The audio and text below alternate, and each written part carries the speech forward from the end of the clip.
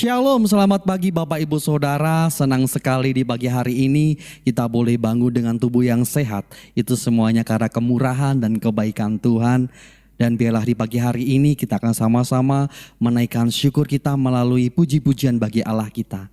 Kita akan sama-sama berdoa terlebih dahulu. Tuhan Yesus, kami bersyukur Tuhan untuk pagi yang indah ini, di mana kami boleh bangun dengan tubuh yang sehat. Itu semuanya karena kemurahan dan kebaikan Tuhan. Tuhan Yesus, kami rindu untuk menaikkan syukur kami melalui puji-pujian. Terimalah setiap pujian dan nyanyian kami ini. Hanya di dalam nama Tuhan kami Yesus Kristus kami sudah berdoa dan mengucapkan syukur kami. Haleluya, amin. Kita mau bawa hati kita. Kita mau menyatakan Engkaulah Tuhan dan Engkaulah Raja kami.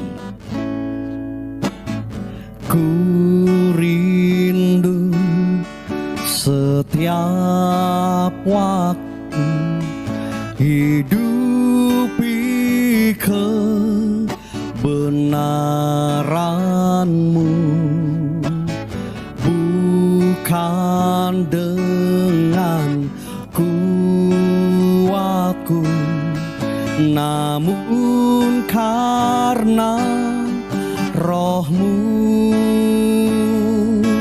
Yesus Kau yang ku pegang teguh.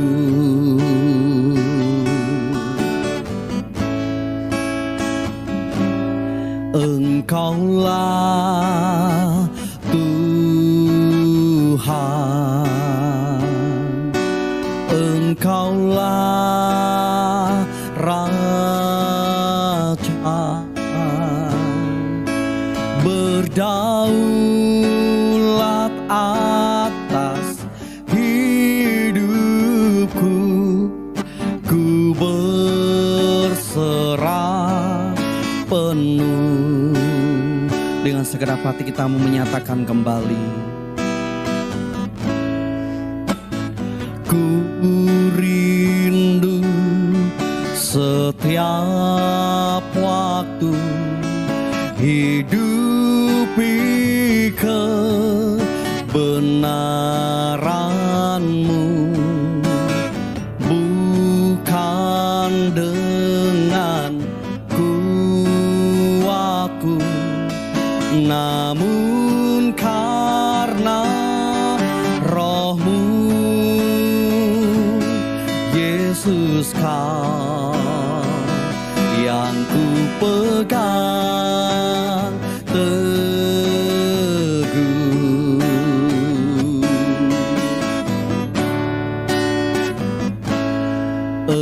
Engkaulah Tuhan, Engkaulah Raja, berdaulat atas hidupku. Ku berserah penuh. Engkaulah Tuhan, Engkaulah Tuhan, Engkaulah Raja, berdaulat atas hidupku. Ku berserah penuh. Engkaulah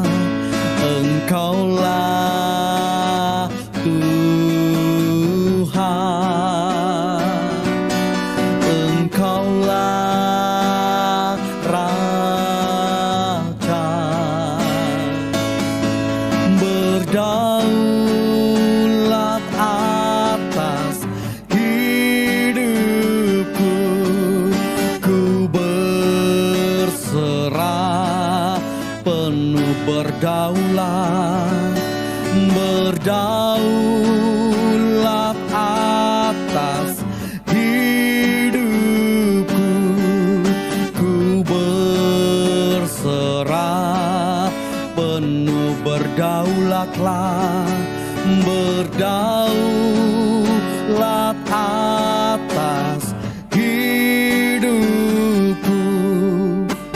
Ku berserah penuh.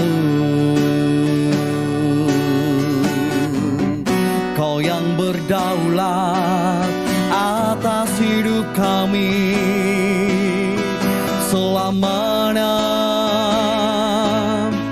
Engkaulah Tuhan, Engkaulah Raja kami. Kami rindu menyenangkan-Mu, menyembah-Mu selalu, memuji dan meninggikan hanya nama-Mu selamanya. Haleluya, haleluya, haleluya. Oh, haleluya.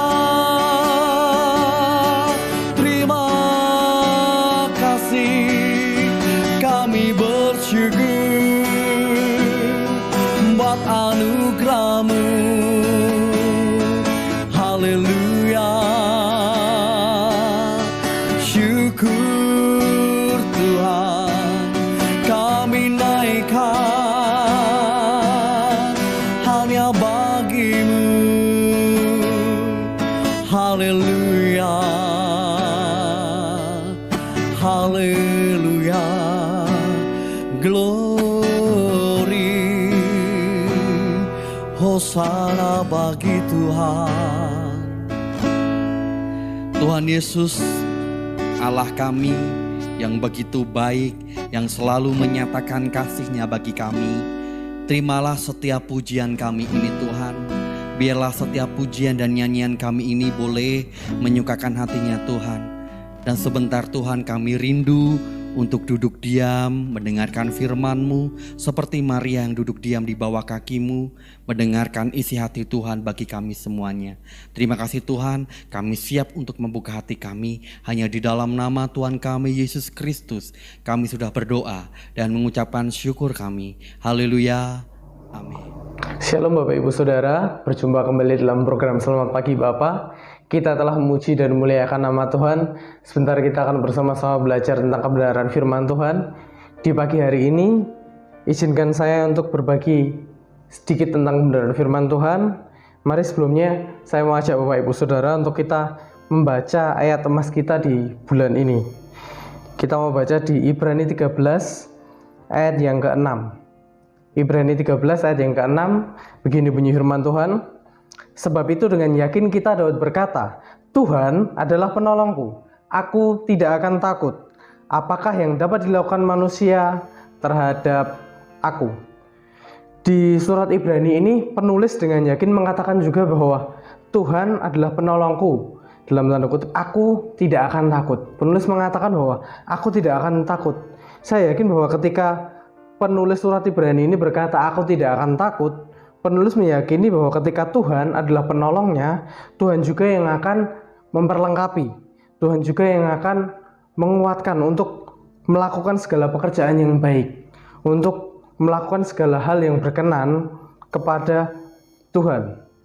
Tuhan yang akan memampukan untuk melewati setiap proses yang Tuhan izinkan ini. Sama seperti surat ini yang ditujukan untuk orang-orang Yahudi Kristen yang ada di antara Roma, Alexandria, Yerusalem, Efesus, atau Kolose, Bapak Ibu Saudara. Ketika terjadi situasi penganiayaan orang Yahudi Kristen, baik itu oleh masyarakat Yahudi itu sendiri, maupun oleh orang-orang Romawi dan oleh orang-orang Yunani, penulis surat Ibrani ingin agar orang-orang Yahudi Kristen ini tidak takut dengan ancaman aniaya yang sedang terjadi, dengan ancaman-ancaman yang sedang mereka alami. Penulis ingin bahwa orang-orang atau jemaat ini tetap teguh dengan iman dan tidak murtad. penulis ingin agar orang-orang Yahudi Kristen ini tetap memegang teguh imannya kepada Kristus. Meskipun pada saat itu orang-orang Yahudi Kristen ini mengalami banyak penganiayaan, mengalami banyak ancaman, bahkan diancam untuk kembali ke dalam pola-pola Yudaisme atau agama-agama Yahudi. Penulis meyakini dan penulis mengingini agar orang-orang Yahudi Kristen ini tetap berpegang teguh kepada iman kepada Kristus. Karena penulis meyakini bahwa Kristus akan menolong orang-orang Yahudi ini untuk tetap menjaga iman percayanya kepada Kristus, agar kita tidak murtad dan tidak meninggalkan Tuhan, Bapak Ibu Saudara. Hanya karena Kristus kita dimampukan untuk memiliki iman percaya, karena Kristus yang memimpin. Sama seperti yang sudah disampaikan oleh Bapak Daniel di minggu pertama di bulan ini, bahwa Kristuslah yang memimpin, Kristuslah perintis iman bagi kita orang percaya. Kristus juga yang akan menolong kita untuk tetap berpegang pada iman percaya kita kepada Kristus sampai pada akhirnya nanti. Kalau dalam konteks di surat Ibrani itu, bahwa di situasi saat itu orang-orang Yahudi Kristen sedang mengalami penganiayaan dan ancaman yang bisa jadi menyebabkan mereka murtad. Maka di situasi saat ini mungkin situasinya berbeda dengan situasi pada saat orang-orang Yahudi itu alami, ya Bapak Ibu Saudara. Namun situasi saat ini pun bisa jadi akan membuat orang-orang Kristen menjadi murtad. Orang-orang Kristen menjual iman percayanya kepada Kristus untuk hal-hal yang sedang mereka alami, untuk situasi-situasi yang sedang mereka alami, Bapak Ibu Saudara. Dalam situasi sekarang ini ada banyak hal yang membuat iman Kristen diuji, Bapak Ibu Saudara. Ada banyak hal yang membuat iman kita pada saat-saat ini mengalami banyak ujian dan tekanan. Ujian apa saja yang orang-orang Kristen pada saat-saat ini alami? Mungkin banyak pergumulan yang membuat kita merasa hal-hal ini tidak mampu kita lalui, hal-hal ini tidak mungkin kita lalui sendiri. Namun saya mau berkata dari tempat ini bahwa ketika kita menjaga iman percaya kita kepada Kristus, maka Kristus yang akan memampukan kita. Mungkin saat ini ada banyak orang yang sedang mengalami pergumulan. Ada banyak orang-orang Kristen yang sedang mengalami pergumulan, baik itu dalam pergumulan dalam pekerjaannya. Banyak orang-orang yang Kristen yang belum mendapatkan pekerjaan, banyak orang-orang Kristen yang masih bergumul tentang pekerjaannya. Mereka akan bekerja apa, mereka akan bekerja seperti apa, mereka akan melakukan pekerjaan seperti apa. Masih banyak yang bergumul tentang pekerjaannya. Ada juga orang-orang yang bergumul tentang pasangan hidupnya. Mungkin sudah dikejar-kejar oleh usia, mungkin juga sudah dikejar-kejar oleh orang tua. Kapan kamu akan menikah? Kapan kamu membawa calonmu untuk menemui orang tua? Mungkin masih ada banyak orang-orang Kristen yang mengalami pergumulan ini. Ada juga yang bergumul tentang perekonomiannya. Mereka yang masih kesulitan dalam ekonomi, mereka masih bergumul dalam ekonominya agar lebih baik lagi, agar membaik ke depannya. Ada juga yang bergumul tentang keluarganya, yang masih belum percaya kepada Kristus. Ada banyak hal yang hari-hari ini orang-orang Kristen masa kini juga alami, Bapak Ibu Saudara. Mungkin bagi orang-orang yang mengalami pergumulan tersebut merasa bahwa hari-hari begitu berat, hari-hari terasa begitu lama ketika dalam pergumulan tersebut. Namun saya yakin dan percaya bahwa ketika kita sedang mengalami pergumulan ini, ketika kita sedang mengalami persoalan ini, mari kita tetap percaya, mari kita tetap memiliki iman percaya kita kepada Kristus. Mari kita jangan meninggalkan iman percaya kita kepada Kristus. Jangan sampai kita menjual iman percaya kita kepada Kristus hanya demi pekerjaan yang kita tidak pernah tahu sampai kapan kita bertahan di dalam pekerjaan tersebut. Jangan kita menjual iman kita kepada Kristus hanya demi pekerjaan yang sebetulnya kita tidak pernah tahu berapa lama kita akan bertahan dalam pekerjaan itu, Bapak Ibu Saudara. Yang belum memiliki pasangan hidup, jangan juga kita menjual iman percaya kita kepada Kristus hanya demi pasangan hidup yang kita tidak tahu apakah itu dari Kristus apa bukan. Jangan kita menjual iman kita demi pasangan hidup yang bukan dari Kristus. Kita harus tetap percaya bahwa ketika Tuhan belum mengirimkan pasangan hidup itu, kita meyakini bahwa Tuhan sedang mempersiapkannya untuk kita, Bapak Ibu Saudara, untuk kita orang-orang yang belum memiliki pasangan hidup. Dan jangan juga kita menjual iman kita agar kita keluar dari keadaan ekonomi kita yang sulit. Jangan kita menjual iman percaya kita hanya demi uang, hanya demi kita keluar dari jerat ekonomi. Jangan kita menjual iman percaya kita, Bapak Ibu Saudara, karena ketika kita tetap mempertahankan iman percaya kita kepada Kristus, maka saya yakin dan percaya bahwa Kristuslah yang akan menolong kita untuk kita keluar dari jerat ekonomi ini. Kristus yang akan memimpin kita, Kristus yang akan menolong kita untuk kita boleh melangkah lebih baik dalam keadaan ekonomi kita, Bapak Ibu Saudara. Marilah kita tetap mengarahkan pandangan kita kepada Kristus. Ketika kita sedang dalam pergumulan, kita tetap memiliki pandangan yang mengarah kepada Kristus. Ketika kita sedang bergumul dalam pekerjaan, marilah kita memiliki cara pandang kepada Kristus. Marilah kita memandang dan berpikir dengan cara bagaimana Kristus memandang. Jangan kita memandang dengan cara pandang kita sendiri. Ketika kita belum mendapatkan pekerjaan, kita memandang dengan cara Kristus bahwa Kristus sedang mempersiapkan pekerjaan bagi kita. Kristus sedang mengarahkan kita untuk kita melakukan pekerjaan yang sesuai dengan apa yang Kristus sudah tetapkan bagi kita. Lalu dalam keadaan ekonomi juga, mari kita memiliki cara pandang kepada Kristus. Ketika kita masih dalam keadaan ekonomi yang sulit, mungkin Kristus ingin kita melatih hati kita dulu untuk kita merasa cukup, untuk kita merasa bahwa apa yang Kristus sediakan itu adalah yang terbaik. Untuk kita belajar mencukupkan dengan apa yang sudah Kristus berikan kepada kita di hari-hari ini. Jangan sampai ketika nanti Kristus membawa kita untuk kita melangkah lebih lagi dalam keadaan ekonomi kita dibuat lebih baik, namun hati kita meninggalkan Kristus. Apalah gunanya, Bapak Ibu Saudara, kita memiliki seisi dunia tapi kita kehilangan Kristus, Bapak Ibu Saudara. Maka dari itu, ketika kita masih dalam pergumulan ekonomi, mari kita memiliki cara pandang Kristus. Mari kita memandang kepada Kristus bahwa Kristus menginginkan kita untuk dibentuk lebih lagi, sampai pada akhirnya kita boleh mengalami lonjakan ekonomi yang lebih baik lagi, Bapak Ibu Saudara. Karena ketika kita yakin bahwa Tuhan adalah penolong kita, kita tidak akan takut. Maka Tuhan yang akan memperlengkapi kita, Bapak Ibu Saudara.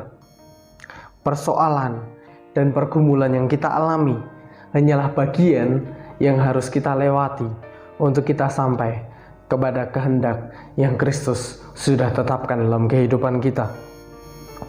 Maka dari itu saya mau mendorong Bapak Ibu Saudara untuk kita bersama-sama kita tetap teguh untuk memegang iman percaya kita kepada Kristus, Tuhan yang adalah penolong kita, Tuhan yang membuat kita tidak takut menjalani kehidupan ini, Tuhan juga yang akan memperlengkapi kita, Bapak Ibu Saudara.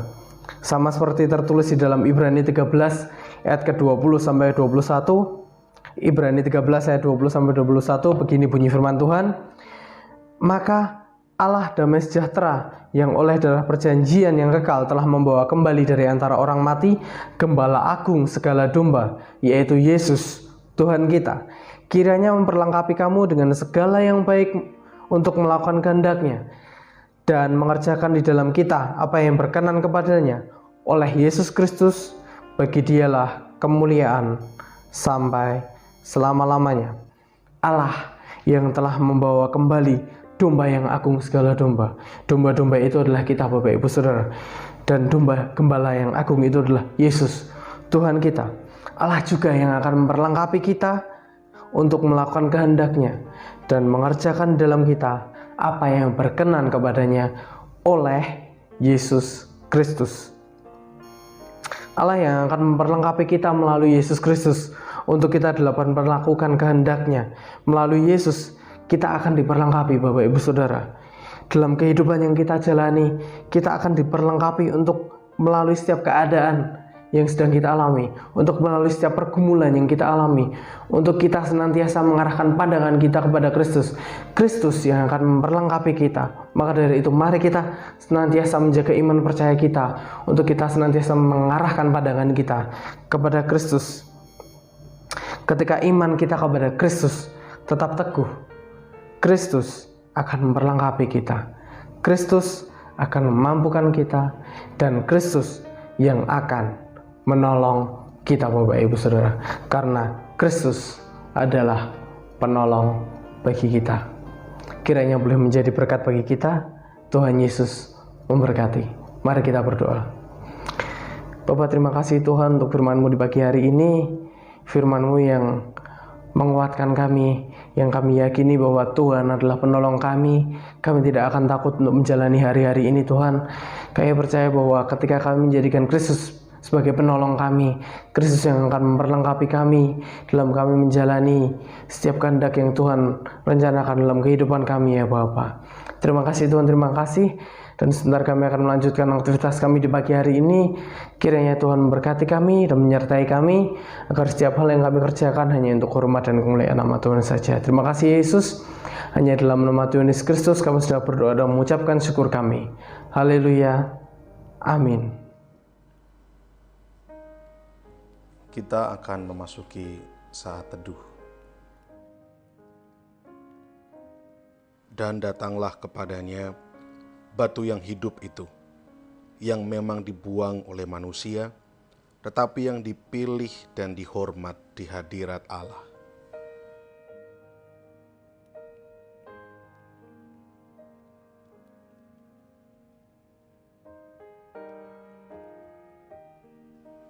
Dan biarlah kamu juga dipergunakan sebagai batu hidup untuk pembangunan suatu rumah rohani, bagi suatu imamat kudus, untuk mempersembahkan persembahan rohani yang karena Yesus Kristus berkenan kepada Allah.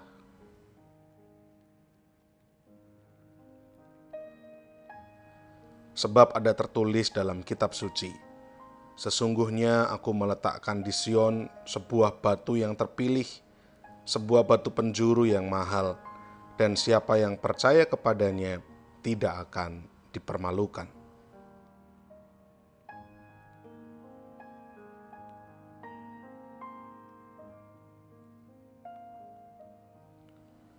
Karena itu bagi kamu yang percaya, ia mahal.